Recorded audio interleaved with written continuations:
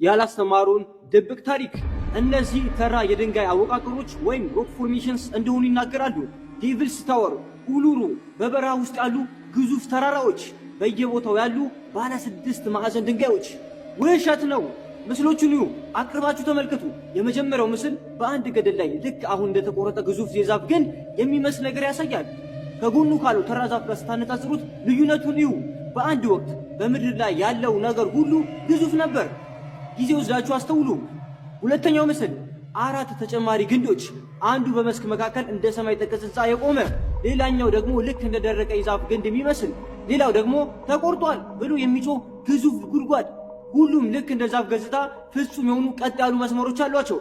ሶስተኛው ምስል ራሱ የዓለማችን ግዙፍ ግንዶች የሚል ርዕስ ተሰጥቶታል። ዴቪልስ ታወር እንደ ዛፍ ግንድ ተፈርጇል። ኡሉሩ ሮራይማ ተራራ እንዲያውም በቀጥታ ከእውነተኛ የዛፍ ግንዶች ጋር ያነጻጽሯቸዋል። አራተኛው ምስል በመላው ፕላኔት ላይ በደርዘን የሚቆጠሩ እንዲህ ያሉ ነገሮች አሉ። ልክ እንደተቆረጡ ዛፎች ናቸው። ተመሳሳይ ቅርጽ፣ ተመሳሳይ መሰረት፣ ተመሳሳይ ጠፍጣፋ አናት፣ ተመሳሳይ ቀጥ ያሉ አምዶች። እናም የመጨረሻው ሳይንቲስቶች ከዴቪልስ ታወር ስር ግዙፍ የደረቀ ስር ወይም ሩት ሲስተም እንዳገኙ ይናገራሉ። 4 ማይል ጥልቀት፣ 7 ማይል ስፋት ያለው እንዲህ ያለ ግዙፍ ስር ማለት ደግሞ ዋናው ዛፍ በብዙ ማይሎች የሚረዝም ነበር ማለት ነው።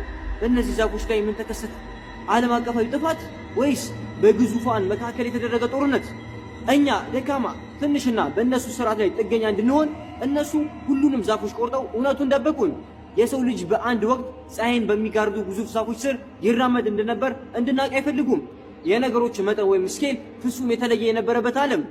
ሁሉም ነገር ግዙፍ ከነበረ ዛፎቹ፣ እንስሳቱ፣ ምናልባትም እኛ። ትምህርት ቤት ውስጥ የሚያስተምሯችሁ ታሪክ ስለ ምንነታችሁ ምን ይላል? ሁሉም ነገር እኛን ለማላመድና በቁጥጥር ስር ለማዋል የተፈበረከ ውሸት ነው። ባለስልጣናቱና መሪዎቹ ያውቃሉ። እውነቱን የሚናገሩ ሳይንቲስቶች ድምጻቸው ይታፈናል። ማስረጃው ፊታችሁ ላይ ተቀምጧል። ግን አብዛኛው ሰው አእምሮ ስለታጠበ ብሬን ወስድ ስለሆነ ማየት አይችልም።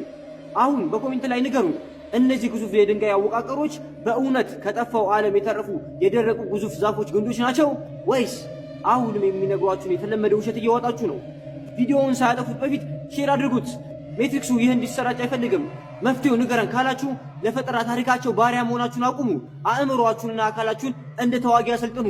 ምቾትን አትልመዱ። ሁሉንም ነገር ጠይቁ። ጠንካሮች እውነቱን ያያሉ፣ ደካሞች ግን የተራ ኮንስፓይረሲ ቲዮሪ ነው ይሉታል። እናንተ ከየትኞቹ ናችሁ?